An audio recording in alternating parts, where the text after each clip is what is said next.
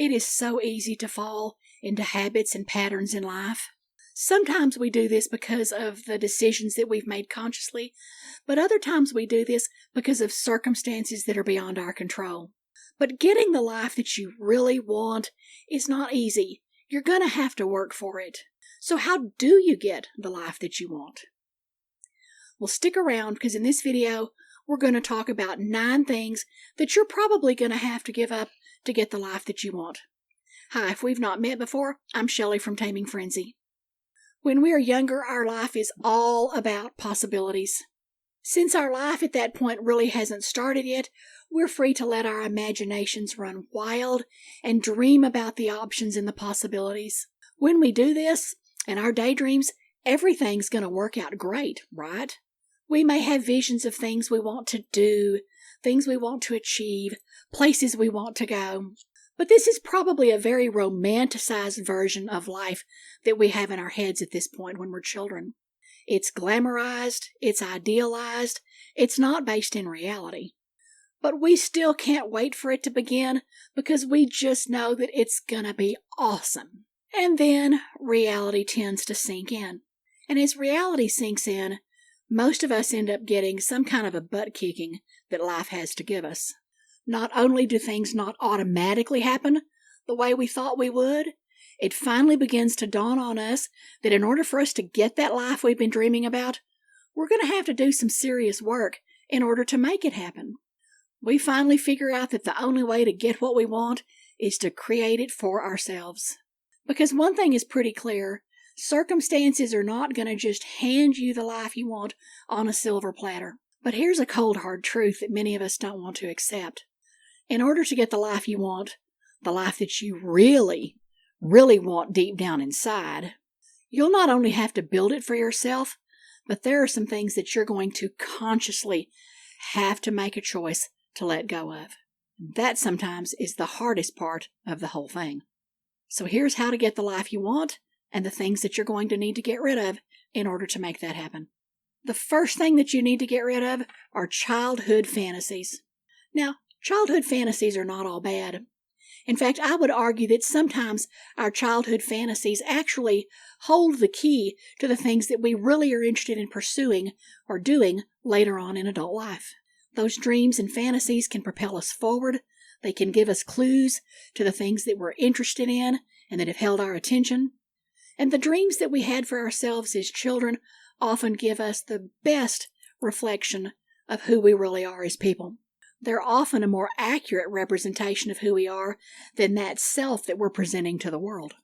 But when we're kids, we don't have any realistic sense of what it actually takes to make those things happen. For example, if we dreamed about a particular career path, we probably don't have any realistic idea of what it would take to be successful in that career. We have no idea of the education that it might require, what kind of experience we might need to gather in order to be successful or to advance in that particular career. If we dreamed of relationships, we had no idea that relationships can actually take some work. And we may have had no clue about how much personal development we would need to do on ourselves to turn ourselves into the kind of people who would have those satisfying relationships that we dreamed about. Life is pretty simple when it's all a dream and there's no work or other people involved. So the thing that we have to consider here is that one thing we have to get rid of is this belief or this idea that things are going to happen magically, because they're not. Can they happen? Sure. Will they happen without effort and without work? Probably not. The idea of effortless attainment that we have in those childhood fantasies needs to be let go of so that we can do the adult, real work that has to take place in order to turn those fantasies into realities. Next, you need to dump those expectations that you had of yourself or that other people had for you. It seems like other people always have expectation of us, doesn't it?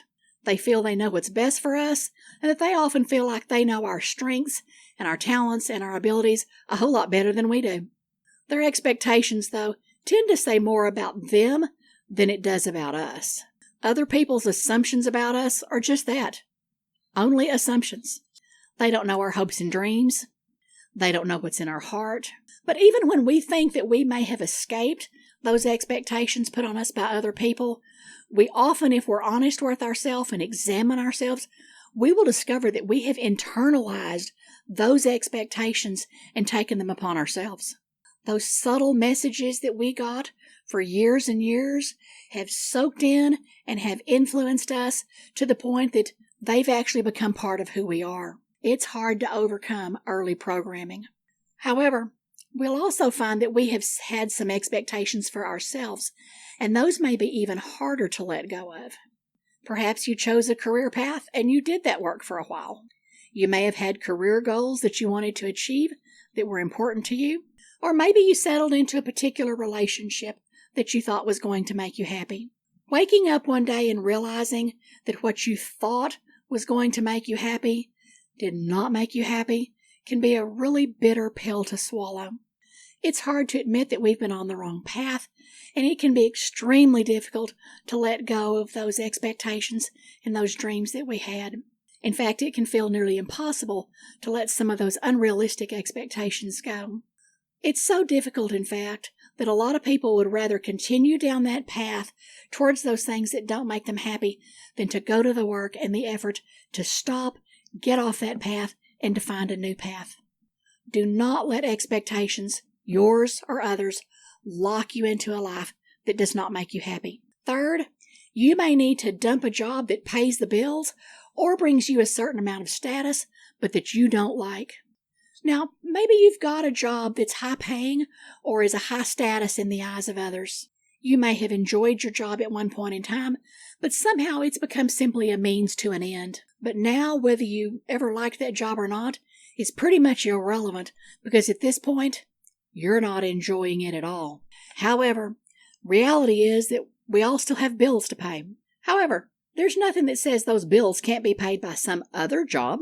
Just because you are in a job right now does not mean that you have to stay in the job that you're in. There are always options that you can look at. You can look at either switching fields or getting into another area of the same field that you're in. In other words, you're not stuck. There's nothing that says you can't make a lateral move of some kind or look at a different field altogether. Despite what you may think, it's not too late. Money and status can be great things, but only if they bring you happiness. But when they don't, when they are simply anchors that keep you stuck in a situation that you're not happy in, then it's time to move on and try to create a happier situation. A fourth thing to get rid of are bad relationships and toxic friendships. Now, I'm going to just be honest and tell you up front, I know this one can be tough. Good friends are hard to come by. And as we get older, it seems like it gets harder and harder to make new friends. Unfortunately, this fact means that a lot of times we end up gravitating to someone simply because they're convenient or close by, because there may not be other options or opportunities around. Therefore, anyone who seems friendly is someone we may latch onto. We may end up getting snookered into believing that someone is a friend when really they're not. But we may not cut ties with a toxic friend, or we may not get out of a bad relationship simply because we don't see that there are any other options around available to us. It's hard when your opportunities for social interaction are limited, whether it's because we're busy with kids, or because we're busy with work, or other interests. Sometimes it just seems like those opportunities for social interaction with other people, they're limited. A toxic friendship, however, is one that instead of building you up, is one that tears you down. We leave interactions with a toxic friend feeling worse than we did before we met with them or spent time with them. Sometimes we even look for ways to avoid this toxic friend because we'd just rather not deal with the repercussions of how we feel and feel about ourselves after we have been around them for a while. That draining effect that they have on us is something we actively seek to avoid. Whatever effect a toxic friendship or a bad relationship has on you, you're the one who's got to decide whether or not a relationship is worth continuing. Perhaps letting go of a bad relationship or a toxic friendship will open the door for more positive, more uplifting relationships to come your direction.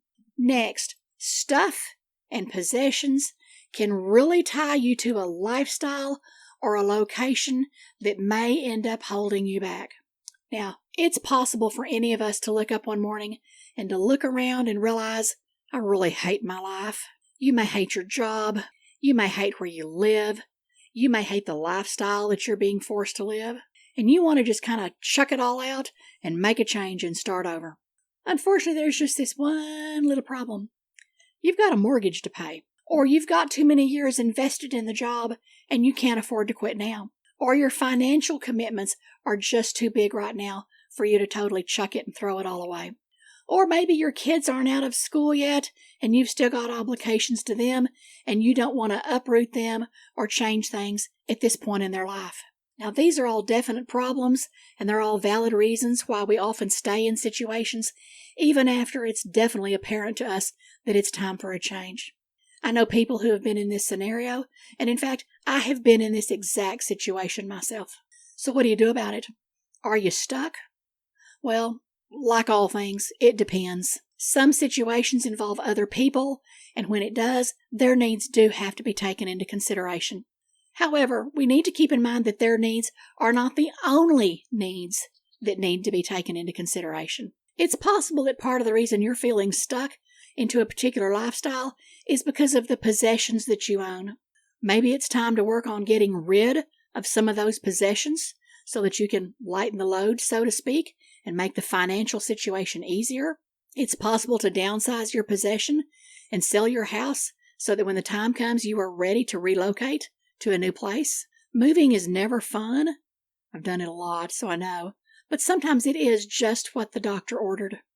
And if you're feeling tied down because of family obligations, keep in mind those aren't going to last forever. You will also need to let go of your need for approval. Now, here is an unvarnished truth that most of us don't want to accept, and that's this. Not everyone will approve of you or everything that you decide to do.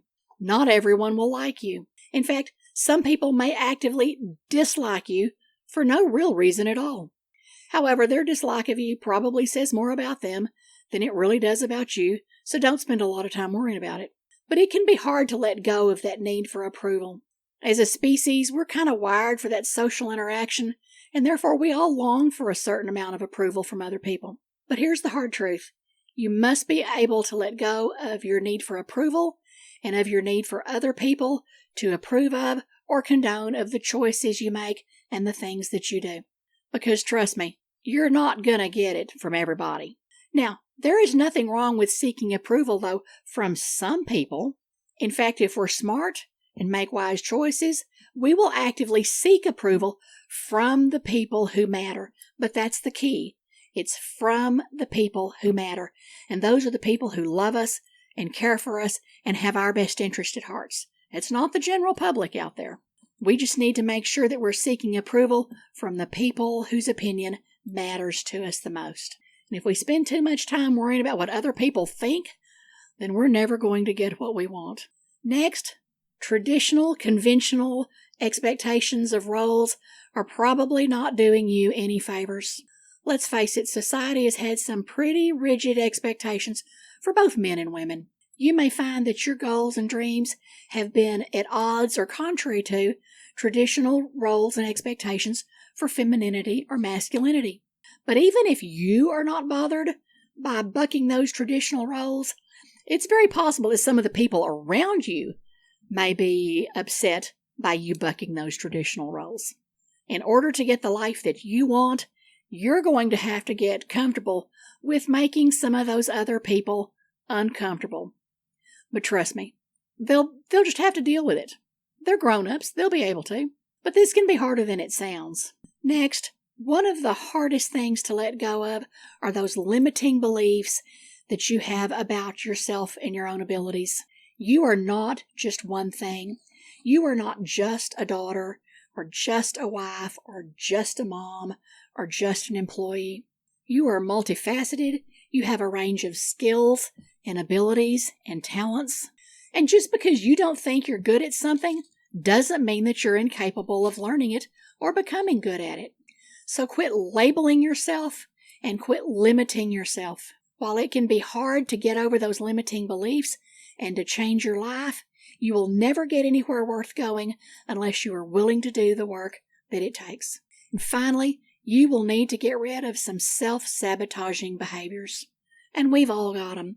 Those bad habits and self-defeating behaviors. We know in our heads what we should do, but for some reason, even though we know it in our heads, we're just not quite able to get it to come out in practice. Often our knowledge does not line up with our actions. And I don't really have the answer to this one because I'll be honest, it's dawning on me recently, and as I take a look and continue my personal growth, I have to admit to myself that I've got some pretty self-sabotaging behaviors that I've got to figure out how to get past and get over so that I can move forward in the direction I want to go.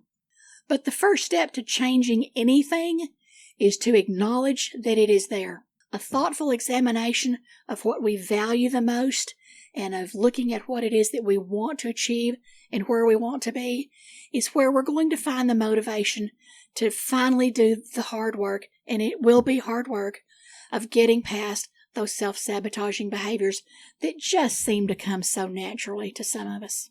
Nobody said changing our life was going to be easy. But on the other hand, it's definitely not easy living a life that doesn't make you happy. Now I'm curious, what piece of advice would you add to the list I've just given? What do you think is also something important that people need to give up in order to get the life they want? Leave me a comment. I'd love to hear your thoughts.